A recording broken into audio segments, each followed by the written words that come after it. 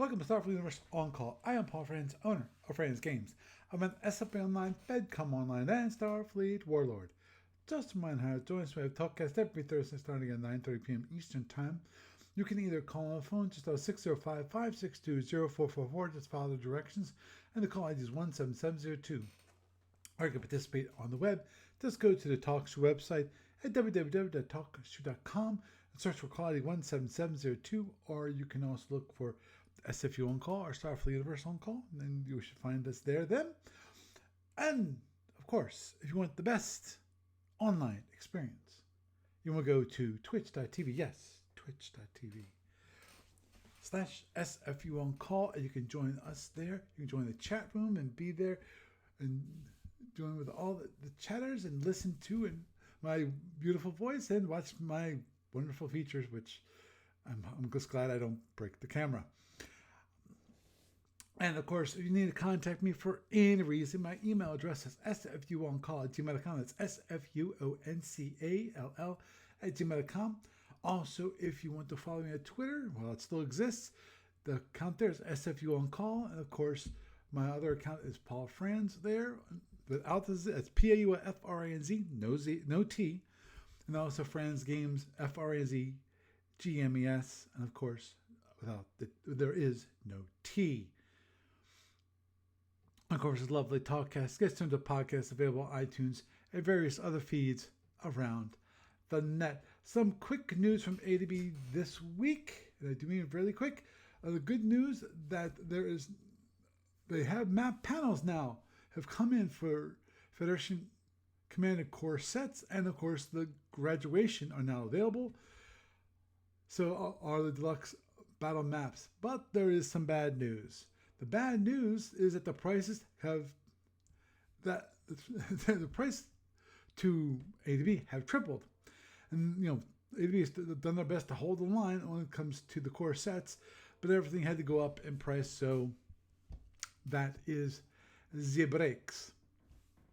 Moving onward to the Sapphire Star 14 tournament of the first round games, we have two of them are completed. So we have 2 out of the 8 games are completed. I've yet to play my game. My game is going to be played tomorrow night. That's Friday at 7:30 p.m. Eastern Time. So you want to watch me play, feel free to stop in and watch me. I'm playing against John Malice. I'm not sure how much he's played. I've never seen him play in a tournament before, so it should be either it's gonna be a really good game or I'm gonna kick his butt. Can't tell. I have a hard time believing that he's gonna kick my butt that quickly. Just because, as I said, I have not seen him in a tournament before. Onward and forward, when it comes to online client stuff, nothing happening there this week. I probably will be doing some work later on this week, possibly this weekend. I might get something done on the client or something working on the server. Not sure where I'll be placing my efforts this weekend. When it comes to library report, nothing happening. Nothing has happened this week. I have yet to get around to processing the updated SSDs, both in the SFB and FedCom libraries. I will get around to them at some point. I don't know time-wise where that whole thing is. In my copious spare time. Yeah, very copious. Yeah, right. And with that is the news for this week. And it's me, SFU and Paul Franz, welcoming you. That's you. The Starfleet Universe On Call. And tonight, we have Jeff. Good evening, everyone. How you doing? Lovely night. Yeah, it is actually. Yeah, it's a little chilly in this area. It's in Pennsylvania. It's not. It's like fall. It's a comfortable break from the temperature here. Of course, I'm in Kansas tonight. Mm-hmm. Yeah, we've been having temperatures in the 80s, and today was like high in like maybe 70. So a little chilly for a summer's day. So it is what it is. And we have, of course, Doug. How you doing, Doug? Hello, Ira here. How are you doing? Good. Staying out of trouble? Sure. Yes. That does not surprise me. Yep. What? Crazy week. Mm-hmm. Crazy week. Otherwise, everything's normalish. There. Okay. So I had to just twitch because I'm keeping an eye on it over there. And Chris Newsy is there. Hey, how you doing, Chris? And we have a couple topics for this evening. I wanted to start off with a really quick one, and it's going to be just pretty quick. This idea is quick. Whether it actually is quick or not, we'll just have to wait and see. But Well, quick for us is kind of a relative term. things. Yes. Understood. But okay, there. The first topic for this evening, I just want to go a quick tactics discussion of the Klingon versus the Andromedan, because that's going to be my matchup not next week. It's tomorrow. I'm going to be fighting against John Malice, and hopefully I will do a good job, because it might be a really tough battle for all I know. But of course, the one thing, and I know people have heard me complain about before, which of course is the Klingons UIM, which is they've got the UIM which doesn't break down, which in my mind is completely and totally unfair. But not sure I can do anything about that. Yeah, it's not like my whining is actually going to do anything. I don't know. You could turn her off. It'll make you feel better. Yeah. I was just thinking, the thing is that you've got the 1 T-bomb to deal with the scatter pack if necessary. Mm-hmm. And the other aspect of it is that if you actually manage to if he lets you get to range 2, you can batter a shield down and do a phaser dump on him. And he can only really deal with that twice. And the thing is, if you play your cards right and you get your escape maneuver in good, he can't really hurt you enough in return. True, on the at least on the first battle pass, So this might be the time to go fairly aggressive and try to overhaul it. Mm-hmm. And with standard drones just doing 12 points of damage, Yep. you could theoretically wade through 2 or even 3 of them if you needed to, in order to get to a better firing position if you didn't do it all at the same time. True. Now, here's always there's always some nice things that could happen, and this all depends on, of course, the Klingon being willing to help me along the way. I was just thinking to myself, it's like I think I know the advice Patrick would offer. He says, "Oh yeah, you're fighting your Klingon on the first round. Tell you what, self-destruct." I don't think that's a winning strategy. No, just charge straight at him. Charge right into his guns. It'll be okay. Unfortunately, that's kind of what I said, although I was being a little more nuanced about it, and I wasn't actually trying to get you to lose. But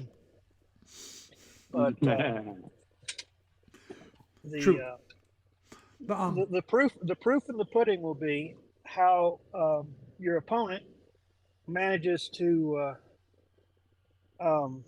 split the difference between managing the drones, managing their speed and power, and what they do with their scatter pack. Mm-hmm. Agreed. And here's also a very critical portion of this, which is how does the Klingon deploy their scatter pack. There's multiple ways of actually deploying it. One is, of course, is as soon as the game starts, boom, deploy it and get the drones out there as fast as possible. Now, if he does that, then obviously that limits him to what he can do if he wants to launch any drones. He would have to actually drop some tracking on some of the scatter pack drones, because remember, this is a Klingon, not the Zinni. Right. Well, the thing is that one of the fun things that I used to see done every now and then, and I even thought about doing it once, but I never actually got around to doing it. And that is hold your scatter pack on turn 1 and use deck crew actions to take 2 drones out of your scatter pack, and then launch your scatter pack on turn 2 and blast them with 4 drones. You're going to turn around and you're going to cause a lot of blue language to your opponent, who's going to kind of figure out is that 2 type 4 drones in that scatter pack or not? You don't know until you get close and you throw the labs on them. Right. Oh, agreed. And the thing is the best part about it is that since you've only got 6 drone channels to begin with, if you've only got 4 drones on the map, you've got room to launch more. Yes, you do. Which is the beauty of that strategy. Of course, that strategy also has its downfall, which is either you have to go through the first battle pass without the drones from the scatter pack, right? Which is fine, because most probably, it's a trade-off. Unless you do a corner dodge, you're gonna be facing your opponent, without your scatter pack being launched. That's true. The other side of the equation on that one, and it is a very cynical view. It's not a tactic that I think has a lot of merit. If you've got 2 drones sticking around in your unloaded space, they don't actually attach to any one SSD box, which means that after you've taken a drone rack hit, you could, in theory, CDR it and reload it. Yep. It's one of the 2 ships in the game that can actually do that. The other being the Zanti. Mm-hmm. Actually, in theory, if you wanted to, really had forethought in this. In theory, any ship that has a drone rack can just not use that drone rack and unload it. True. And have that in storage. And just as a precursor, knowing that you're going to lose a drone rack. Now, have I ever seen anyone do that? No. Never seen anyone do that. The remnants it's more of the important old. To have your drones out in the field. Oh yeah, it is. That is true. And the thing is also you're running into something else, as the old original tournament rules gave you a maximum of 3 hours for the preliminary rounds. You don't have the time to turn around and play some kind of 20-turn ballet to get your opponent in position where such grasping at the dandelion root tactics are viable. Mm-hmm. Oh. Yeah, the question is, how subtle do you think he's going to try to be? Yeah. Yeah. Do I think he's going to unload the drones? No, I don't think he's going to do that. That's as you pointed out, Jeff. I think that is a low probability strategy, just because of no one ever does it. Now the question then comes. Not watch him do it anyway. Yeah. Then becomes there's the other tactic when it comes to the scatter pack. Actually, there's basically 3 kind of tactics overall. Jeff's is kind of the 4th, but that's a minor twist. You want the drones in front of your ship, so you're leading them. So in other words, the drones will. You act as mobile terrain, as drones really are, as by definition they kind of are. That's what most seeking websites. It's not even meant to inflict any damage on people. Just the threat of actually it doing the damage on people that forces them to move, and therefore the whole idea of mobile terrain. Right. Now, the other one is to have it so it's a lead up.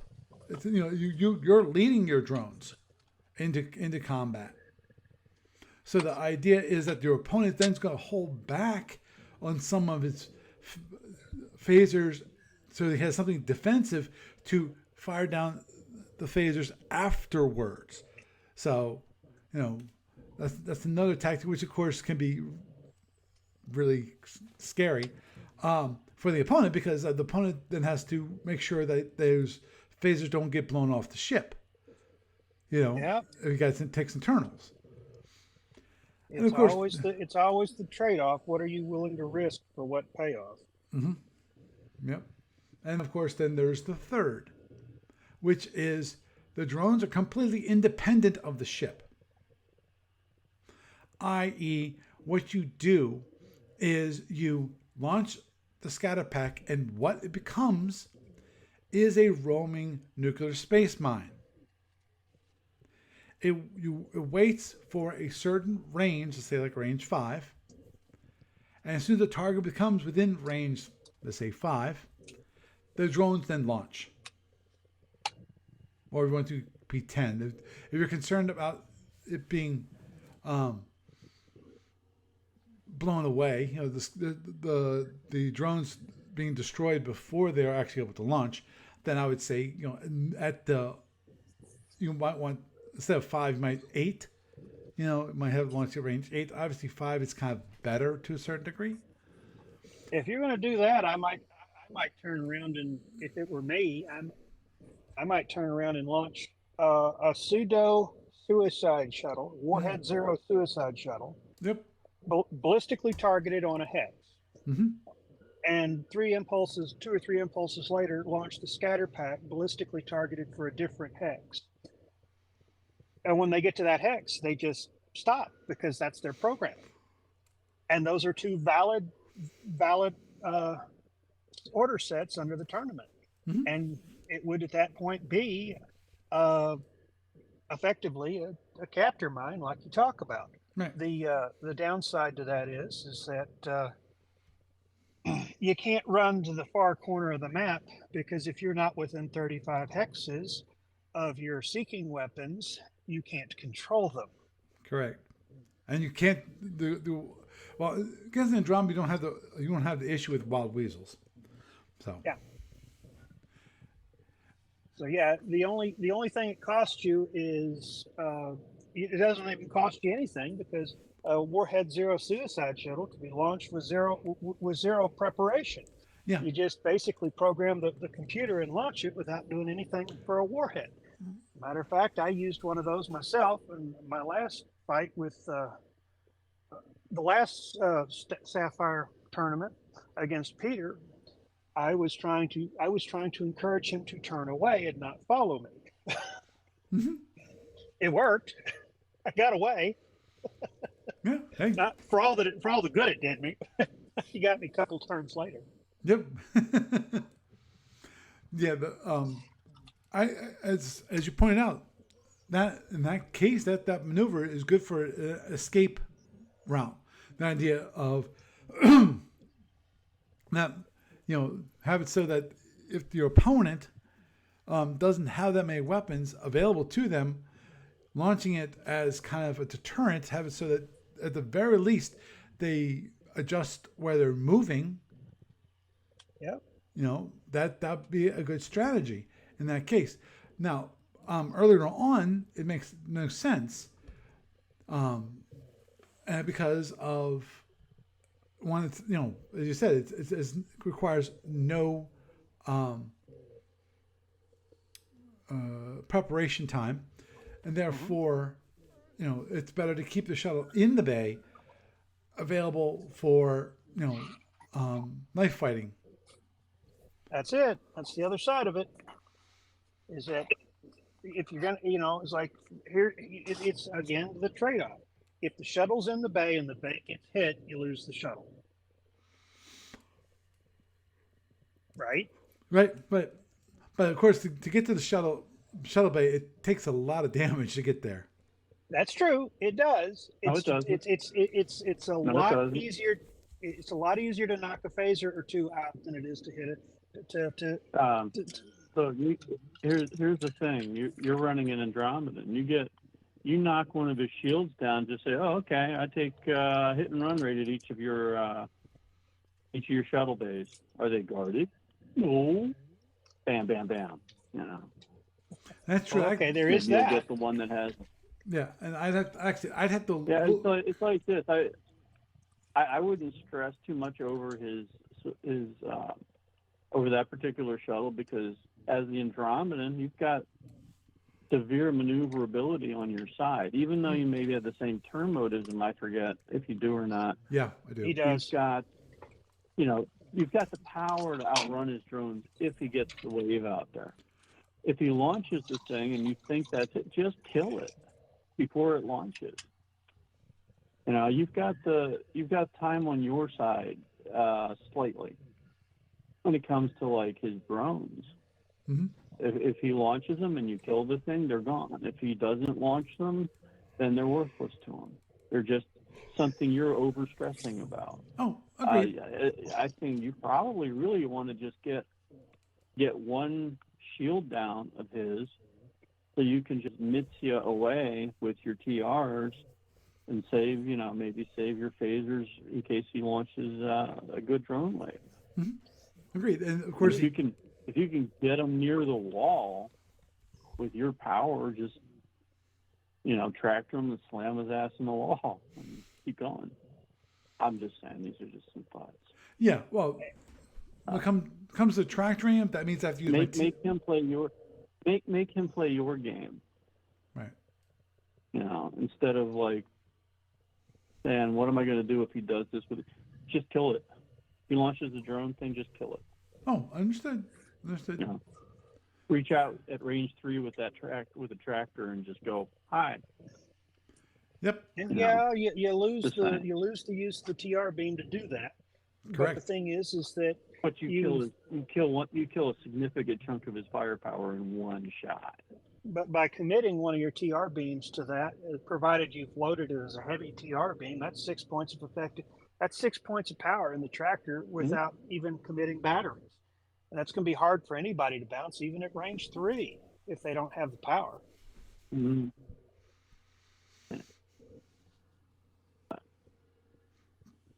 True. And when it comes to this, the scatter pack, it's going to be reactionary as it is. And the one thing that's always makes things more difficult, not impossible, just makes things difficult, which is when people, because I have the T-bomb, and they know I have the T-bomb, therefore they're not going to just, when they launch from a scatter pack, if they can do it, depends upon where I am as relation to the scatter pack, and that is they can have their drones go off in 2 or possibly 3 directions when they launch from the scatter pack, so they're not just one big stack. And don't forget that the T-bomb has its own issues. As the Andromedan, you must transport the bomb, and that means after it materializes, it's got how many impulses before it can detonate? 2. Right. So you have to be careful of that. Yeah.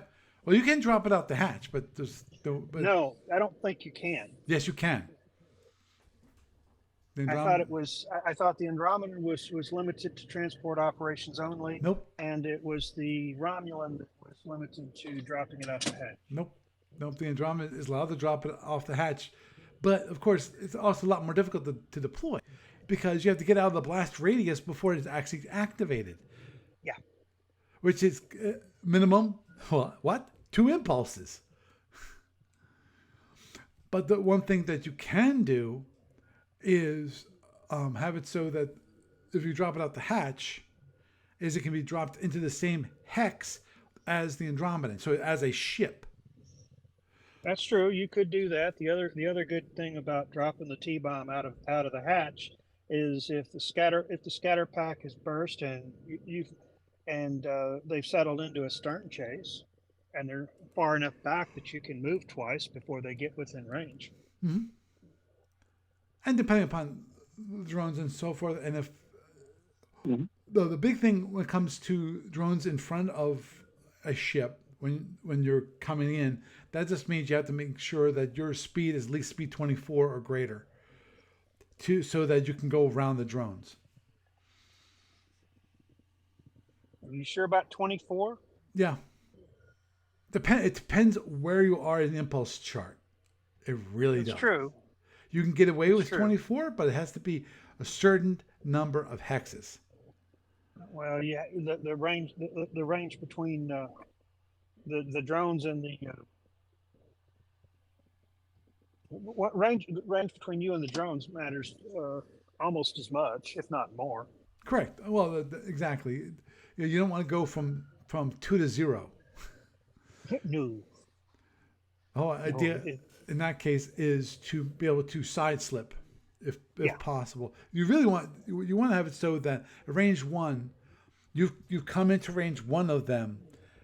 Next impulse, they don't move, but you do move, so you can side slip past them and keep going. right. Because there's only, when they move next, they have 2 shots. They have 2 possible moves. One, het, which means they don't actually go forward. Yeah, they don't actually move. Right. Or the other one is turn and come in behind me. That's the 2 options. And they can only do that as if by turning they can keep you in their FA arc. Right. Actually, in theory, it doesn't have to be FA. It can be FX. If I'm remembering correctly, you have to maneuver the drone so that if you can maneuver the drone in such a fashion that it stays in the FA, you must do that. Yes. If you cannot do that and you can maneuver the drone to keep it in the FX, you're allowed to do that only if the first condition cannot be met. Correct. That is So you absolutely can't correct. elect to leave it in the FX if you could put it in the FA. That is correct. You got that. That's right. So Sorry for being pedantic. Oh, no. That's exactly what I was thinking though, because that means if I'm moving the next impulse, that they're going to come in behind me. They're still in the FX arc, but they're not in the FA arc. Which means they have to turn if they can't. Well, that's it. That's if they're turning. Yeah. Yeah. I was under. Because I'd also have to look at it. I'd have to look at it. But I was under the impression that even if you're on the next impulse, even if you end the and if impulse 5, say, you're in the drone's FX arc, but not in its FA. On the next turn, it moves. The next impulse, it moves. It has to turn in order to try to put you in the FA. That's part of the drone rules, as I recall. Mm-hmm. Yeah, agreed. Yeah, and the thing is, and the drones it's not like they can sit still. They have to move. As a matter of fact, there's rules limiting when they can het, because otherwise they could turn around and het just to space themselves out from the scatter pack. Right. Exactly. And just like you can't do it. But again, his problem is he has a very limited amount of drones. That's true. Compared to like a Kazini or something. And once you've dealt with them, you can just dance around them and feed them. The D7T just has the 2 drone racks and the scatter pack, right? Right, and of course, then we still have the ad rack. He's got an ADD rack, and does he have 2 Type 6s in it too? Yep. Okay, so in theory, he could, if he launches something out of every rack every turn, if you make it to turn 7, that's all there is to it. Mm-hmm. Oh, understood. That's always the gotcha with the Klingon, which is you have to be cognizant that he does have fast drones. He's got up to 4 fast drones? Correct. Yeah. And invariably, 2 of those are Type 4s. It doesn't make sense for them not to be. Yeah. Agreed. Unless, hey, wait a minute. Actually, I think it only gets one. I have to double check on the number of Type 4s you can have. How many times you can swap out. 2 for everybody but the Zenti. The Zenti gets 3.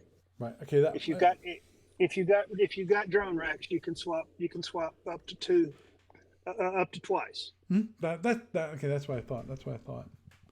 But for a moment there, I thought that sounded a little bit high, on the swaps. But Well, I was just thinking, he's got the 2 Type 6 drones. If you made both of them, I'm spitballing here, but this is if you were, say, up against the Hydran, and you upgraded both of your Type 6s to fast, would that cost you 1 point or half a point? it costs you 1 point. Oh, okay. That's why people normally do the swap and then pay for getting them fast. Well, yeah, of course. I mean, that's the way that would work. I was just curious if the Type 6 is upgraded at half price like they do in the standard game. Say hello, little Zinty. I wondered when when the hit and run raid would occur. Okay, you gotta go. Go see me, Ma. But yeah, so yeah. The guys with the Klingon is that he can fire at range 8 and go, bang! I hit you.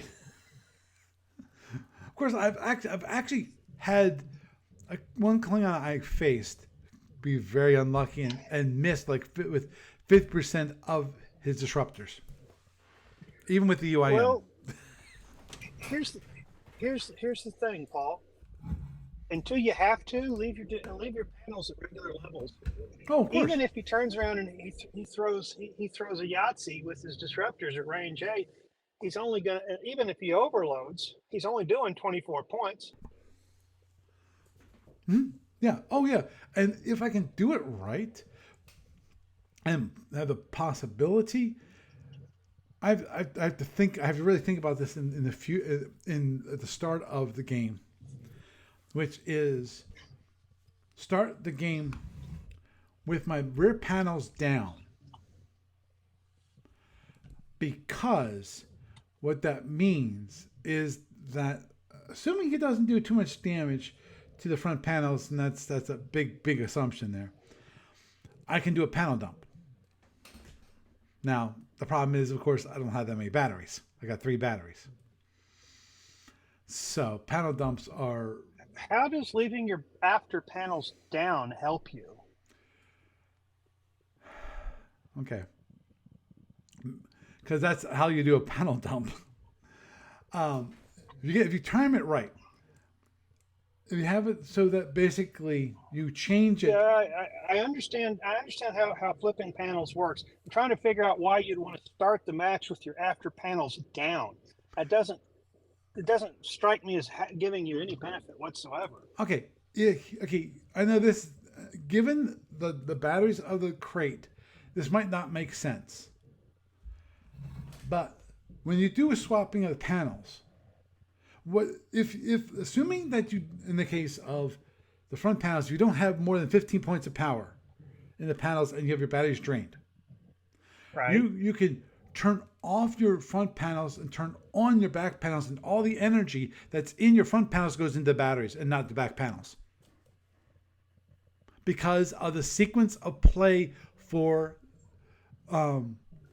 things. It actually, Right. the energy goes directly into your batteries. But and at that point, if you time it right, you can have it so that you go from the front panels facing your opponent, then you have your rear panels facing your opponent, which are at that moment in time are down, but before they get to the fire phase, they're up again. But all the power that was in your front panels is now in the batteries, and you still aren't unprotected.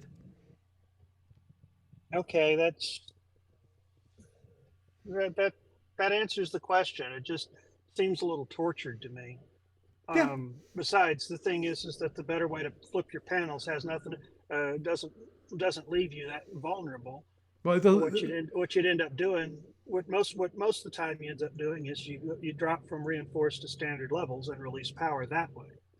Oh, agreed. But that's you have to do that because then that you don't have any choice. Yeah.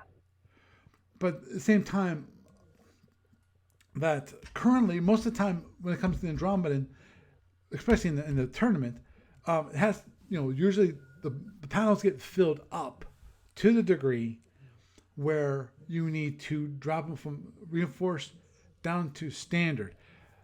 But at that point, if assuming that your rear shields are up, and your power is just going to be transferred to the rear shields. But if your front panels are up and you're facing your opponent and you drop from reinforced to standard, now your opponent has got you stuck. If they fire at you, they'll get internals. Yeah, I see what you're getting at. And I never ordered it in my mind the way you've done it. And that's why I was scratching my head, going, okay, all right, you're gonna. There might be a psychological benefit of going into battle with your after panels down, just so that you're waving your after panels at somebody the way a white-tailed deer waves its tail at the hunter as it's bounding away. Understood. And yes, if anybody who's ever been whitetail hunting knows exactly what that deer is telling you with that nonverbal body language. And I'm not going to reiterate it on what should be a family-friendly podcast. Thank you. But yeah, that's an interesting thought. The other side of the equation is that if he hits you with all 4 overloaded disruptors at range 8, mm-hmm. and he does this 24 points of damage, that's how many leak points? That's just 1 leak point. Right. So he gets 23 points of damage against the shields, against the panels. Sorry, 23. If you keep waiting in and he doesn't veer off after unloading his disruptors at range 8, if you make it to range 5, you've got a reasonable chance of doing significant damage with your 2 TRs. Agreed.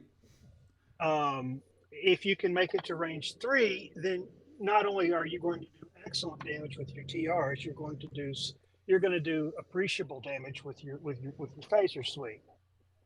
Agreed. And at that point, even with all the phasers the Klingon can throw at you, can they reasonably average more than 30 points with just the phaser secondaries at range 5? I don't think they can. You mean the Klingons? Yeah. Assuming that range 5 is not on the oblique. Yeah, that's maneuver. That's a maneuver question. I'll grant you that. You would want to try to put them on your center line, and they would want to try to put you on where most of their phasers bear. Right. I understand that, but what I'm saying is that even if you manage to catch the absolute worst positioning at range 5, could they theoretically, assuming an average roll of 3, 4, 3, 4, 3, 4 on all the dice, could they do about more than 30 points of damage? Because if they can on your first battle pass, they can't really do much more than leak damage, even with their secondaries, which means that by the time the drones catch up to you, as long as you don't have a DizDev breakdown, you can position yourself basically wherever you want, and then you can go lick your wounds and try to manage your power for the next 2 turns until you got heavy weapons again. Which is trying to figure out what's going to happen. Which is always the difficult part. Which is, I have 2-turn arming weapon and he has a 1-turn arming weapon. Well, but the thing is that after you commit to a close battle pass, your panels are going to be glowing hot anyway, even if you don't do anything more than leaky point damage. Mm-hmm. You're going to need you're going to need a whole turn just to turn around and mitigate the power in your panels. Yeah, possibly two. On top of that, right, I'm not looking at the charts, but range 5, the TRs can probably do, what would it be? About 20 points between the two of them. Mm-hmm. And then 6 phaser, granted the coup de grace shot 6 phaser 2s at range 5 are probably going to average another 10 or 15 points, right? Mm-hmm. If you get good die rolls, it's only gravy, but the chances are really good on that first battle pass. You're going to drop his shield because he's going to be moving fast enough. He's not going to have the power to brick, and if he's moving slow enough to have the power to brick, it doesn't mean you have to engage that turn.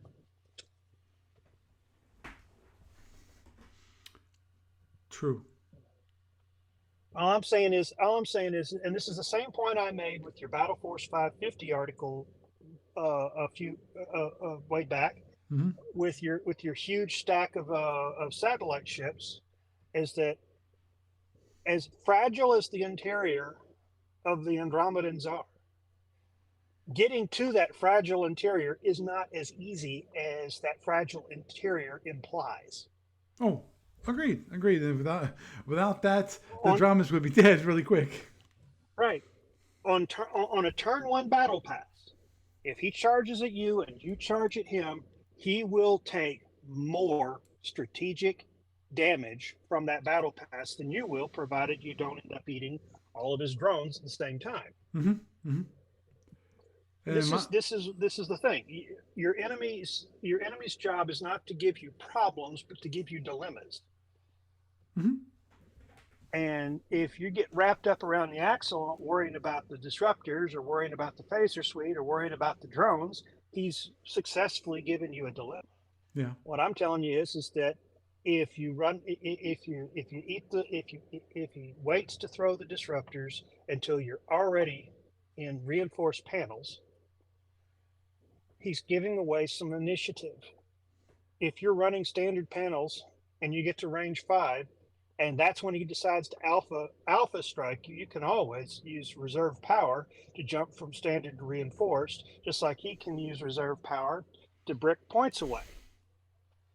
The thing is that if he lets you get to range 5 and gives you a good firing solution, the dice will be the great equalizer, but probability is that you will do more damage than he will, and you will more than likely, if you don't knock the shield down completely, you'll make it so weak that on your next battle pass he's going to have to maneuver differently, not to point a weak shield at you. Mm-hmm. So you can't get it done on 1 battle pass, but you can get it done on 2 if you're careful. Right. And the thing is that since you've got a 2-turn arming sequence, you've got a built-in excuse to run for the other side of the map, keep the distance open, and do whatever it takes to manage your power. Heck, if he's decided to chase you all that hard, I don't know that on turn 2, say, I would even bother arming the TRs at all. I would just put everything into movement to get the heck out of Dodge. Because if he's going to arm his disruptors at all, he can't go 3-1. True. I'm not as worried about the weapons per se. I'm more worried about what is going to be my position after the first battle pass. Yeah. Which I think is the more important thing, because most beginner players don't think about what happens after you fire your weapons. Yep. And that is always my first thing. And after that, how do I get rid of all the energy that's in my panels? Well, the thing is that after you've finished the first battle pass, once you've turned off and you have put him astern on your panels, even Right. if your after panels are at standard levels, Mm-hmm. if you drop from full reinforced to full standard panels on the front, minus a point here, minus a couple of points for degradation, you're going to release, 18 points? Isn't that what it works out to? About Uh, 18 points of power. If you had full panels, right, right. If I have and six, even let's just take the degradation out of it because that would right, end up working in your favor. With full panels dropping down to reinforced, you're going to release 16. Oh, sorry, not 16. 18. 18 points of power. so 18 points of power. That's standard load amp on your after panels. That actually works in your favor because then you Actually, can turn around and you'll be able to float 10 points of power sorry, off into it's not space at the 18. end of It's the turn. 24. It's 24. 24. Right. Still, it still works in your favor because that doesn't overload your standard levels. It Correct. meets them, but it doesn't overload them. Right. And at that point, you'll be able to float 10 points of power off into space, and then rather than just 6. Oh yeah. Agreed. That's exactly what I usually do. Is that if just so that I can dissipate more energy and overall, and sometimes even take more energy into my batteries than Yep. because of the whole rounding thing goes in my Well, favor. just remember that the way the rules are written, when you're pulling power from your panels, you do it. You're not allowed to pull power from your front panels to your batteries and then from your after panels to your batteries. But I don't think it really makes much difference because at best it would only grant you additional point of power if with a rounding error. But the thing is that can't you pull, what is it, 20%? You can dissipate You can dissipate 1 point of power per or individual panel out into right, space, and right. then I think it's either 10 or 20% of your of there's a there's a It's there's 10%. 10% of what's left can go into the batteries. Right. So that's 6 points from the front. That's up to 6 points from the front panels, or excuse me, that's up to 10 points of power every turn. You can pull off the panels, put in the batteries, Mm-hmm. based on how much power you've got in the panels as it is. Right.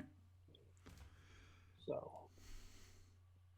and the thing is, granted, it's all the way around rather than concentrated. But the thing is that means that you could, with just a single battle pass under your belt, float 10 points of power off into space, pull 2 or 3 from the panels, put back in the batteries if you've got the room for them, and you've already done 6 turns worth of damage control on shields compared to any other galactic. That's the real reason why the Andromedans aren't allowed to have 4 and 5 batteries, because even with the limitations put on them, they can flop the power around if they're careful about it. Right. Oh, agreed. But because they only have 3 batteries, it has to work much harder to do it Yeah, because it can't do the panel dumps. not It, directly. yeah. Well, the panel dumps take 2 turns. You have to get Yep. the power down to a level where it's the amount of energy that goes into the batteries is less than 15 or 15 or less. And and again, you have to be darn careful, because you can run into a situation where your batteries are so low, you can't put your panels from standard to reinforced levels. Here's the thing on that, and this is one of them sneaky little things that I learned a long time ago. Andromedans can't throw power away by changing things. If you allocate for reinforced panels, on the first impulse, you can use the shield interaction stage to lower them back to standard. You don't lose the power, and you don't have to pay it again for the rest of the turn. Oh yeah. Oh, agreed.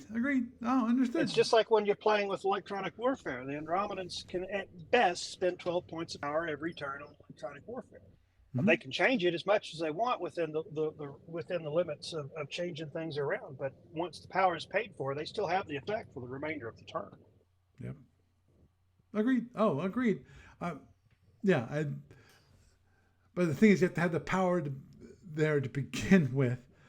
If you've got it, you've got it. That's right. Right. And the thing is, to put it into reinforced levels, you have to have it so that you have it at reinforced level. You have to actually change it to reinforced levels. You can't just allocate it and not change from standard to reinforced. levels. And when you do that, then of course you are also when you do that, then you also have to wait for a certain period of time, in impulses before you can drop it from reinforced down to standards. I think it's 8 impulses, just like with regular shield operations. Yep. Oh, yep.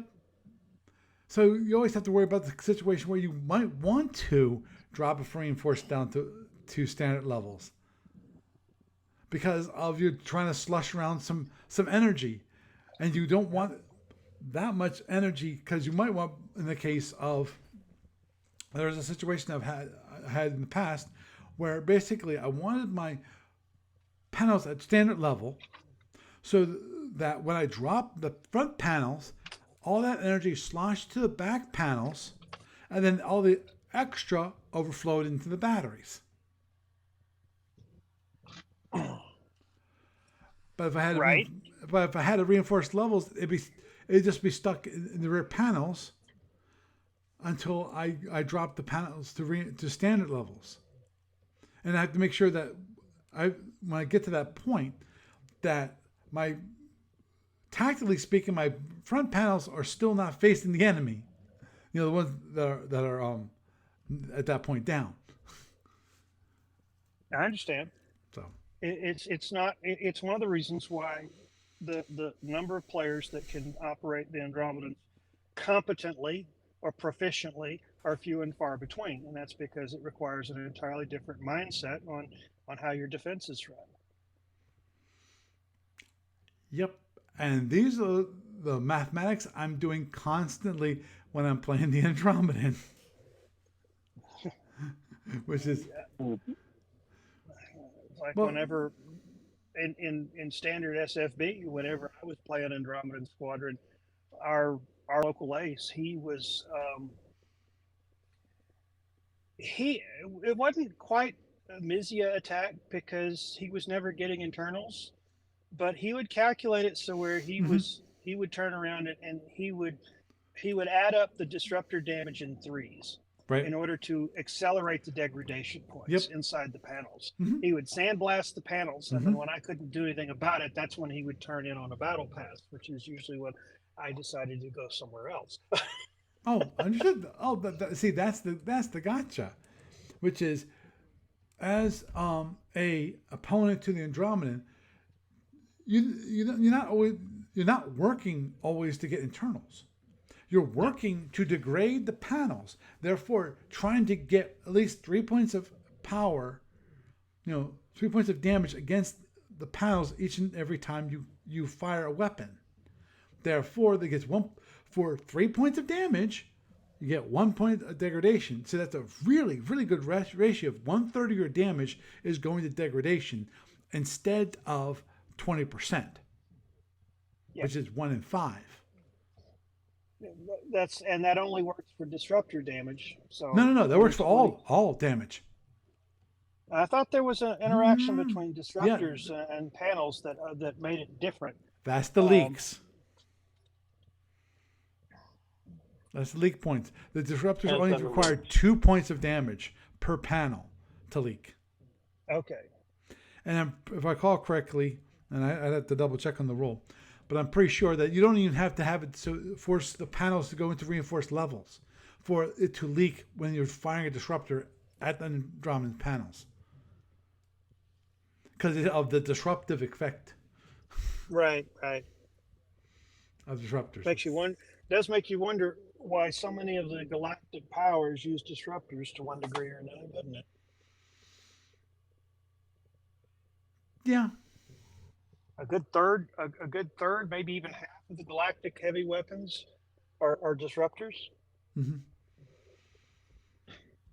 Yeah, well, it's like it sounds to me like from somebody who's played Andromedans against competent galactic players. There's a reason why the Andromedans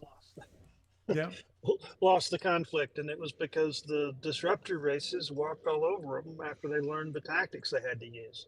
Nah, it's because that stupid Federation came back from the future. Yeah, I know. Oh. Oh, it's time stuff. But the thing is, we conquered you people. In the future, we conquered. And then you come back and change the Captain Doc, timeline. yeah. Blame it all on Captain Doc Brown on the Beagle.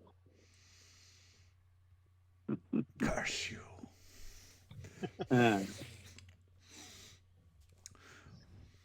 But yeah. It's one of those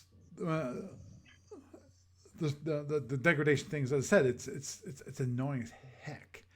Now, the one good thing that the Andromedans have is that what is called the tertiary shield, which is even if the panels are full, they still give you a certain level of protection, which is because of the degradation that it does.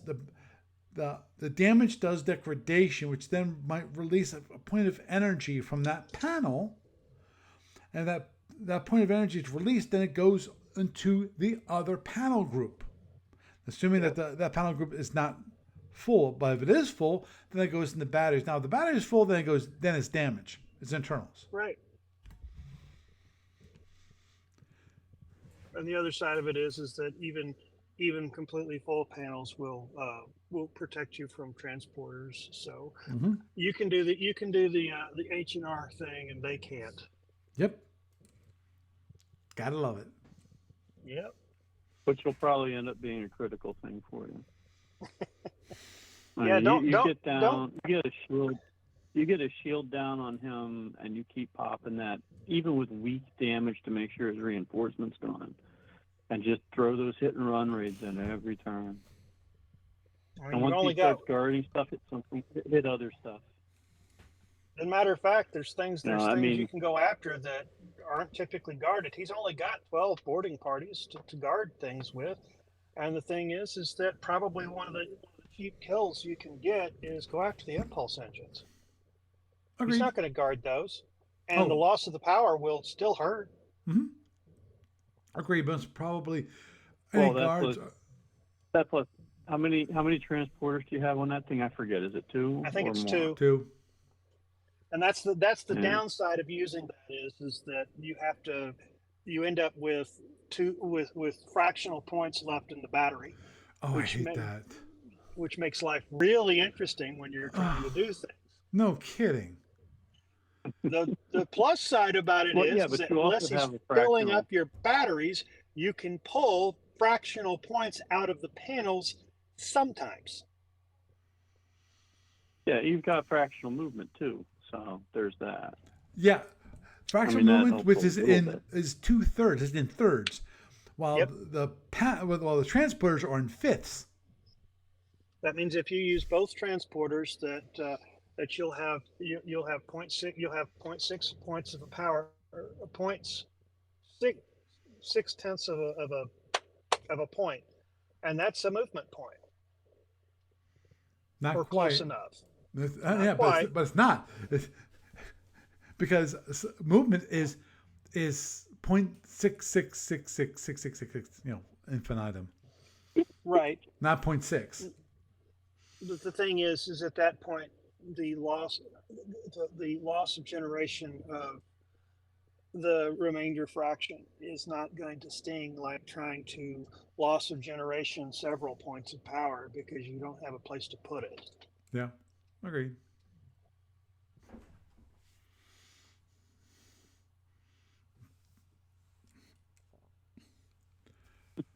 Yeah, but Which then again, how much more fun would the Andromedan tournament crate be if they let you have 5 transporters so that the math worked out better?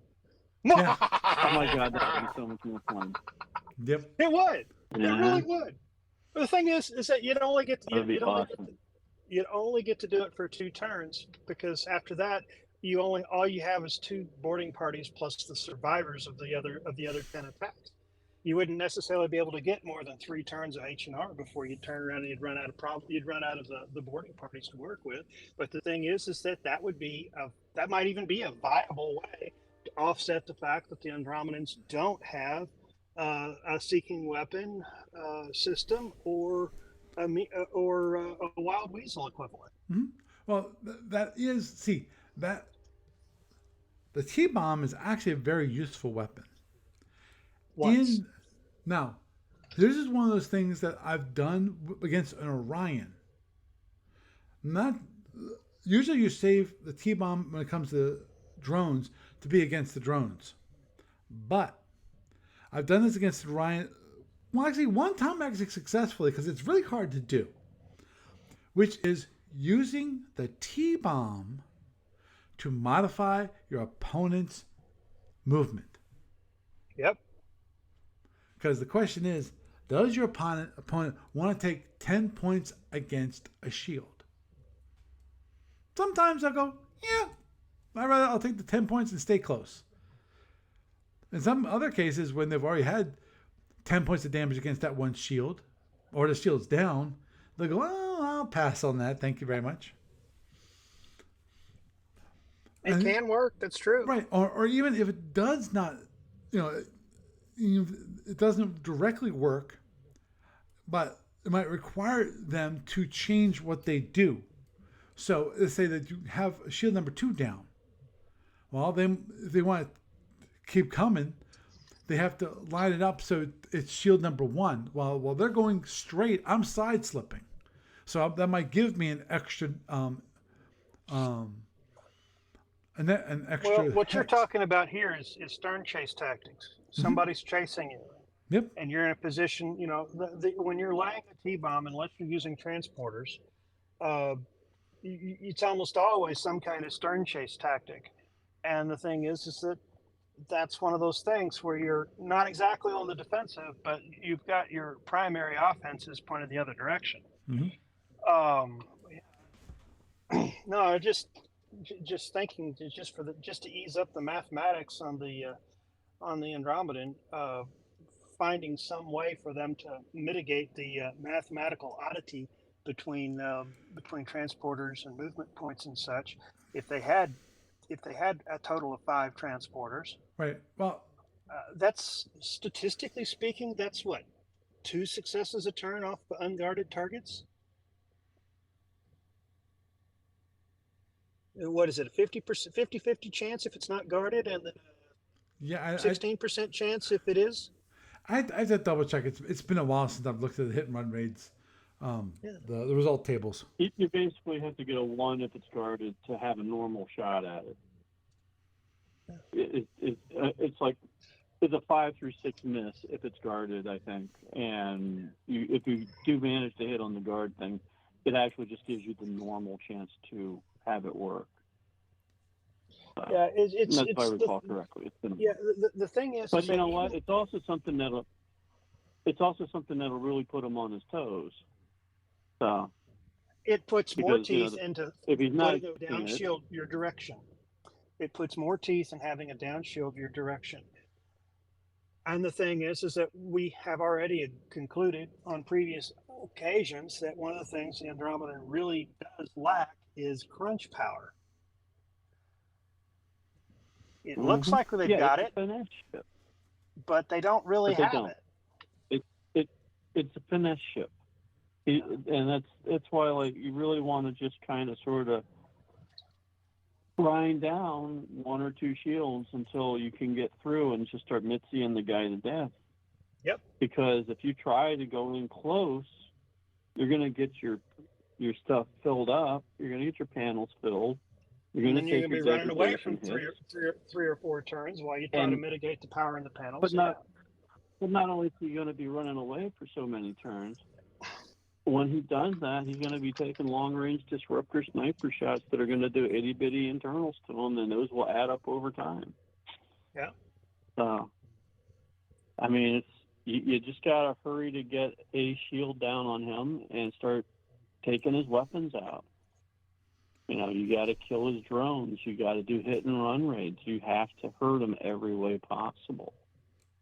And like you're saying, that T-bomb, that can make a huge difference at the right spot. Mm-hmm. Oh, agreed. But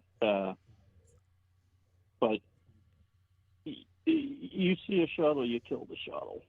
Save your phasers early on.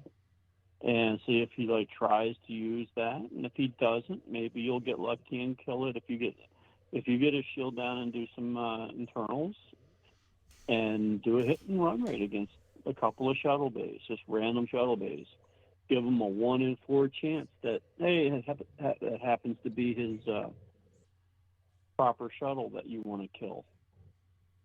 So there's that. Because he has to basically figure out which one's which, 1 through 4, and you say, okay, I'm going after 2 and 4, and if it's one of those 2 and you kill it, that's a huge chunk of his firepower later. Yep. You won't know it necessarily, but every shuttle that dies is good. Hold on a second. Do the chain reaction rules apply? You'd have if it's in the... No. Would the chain reaction rules apply in tournament? No. They okay, removed well then them. yeah, it wouldn't matter. Because if the chain reaction rules, then you it would just be dead. It would just be dead on his record keeping.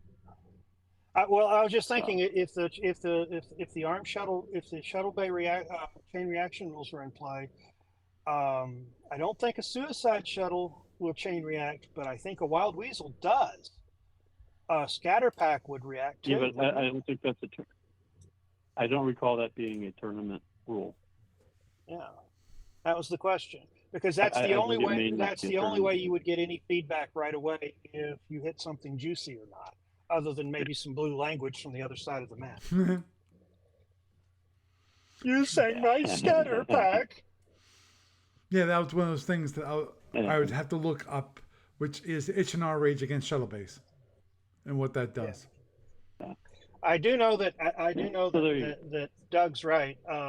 If you're going to hit and rate against a shuttle bay, the person whose shuttle bay you're rating doesn't get to pick which box gets destroyed if it does get destroyed, like it would if it were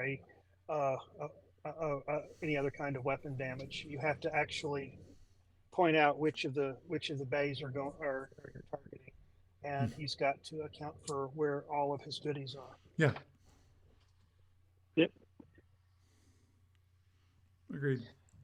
Yeah, so you'll have like a 1 in 4 chance of actually getting to attack it, and then the first time you've done that, he's going to write down guards for everything, and you can pretty much assume that he's going to guard his shuttles if he hasn't launched that thing yet, and it's still not dead, and you just go for what you think he didn't put guards to. Mm-hmm. Go after some disruptors. When I was playing, go after his APR. Battery. APR, battery, impulse engines. Those are the 3 that get guarded the least. And the battery that takes out his reserve power ability, degrades it anyway. Yeah. Especially if you take one down and then they can't do a head on reserve. They've got to start contingently applying for a head. Among other little things, and also means that they can at best brick 4 points of damage specifically, or 2 points by general. Mm-hmm. Yeah. So it and adds that makes up. him spend power to avoid that.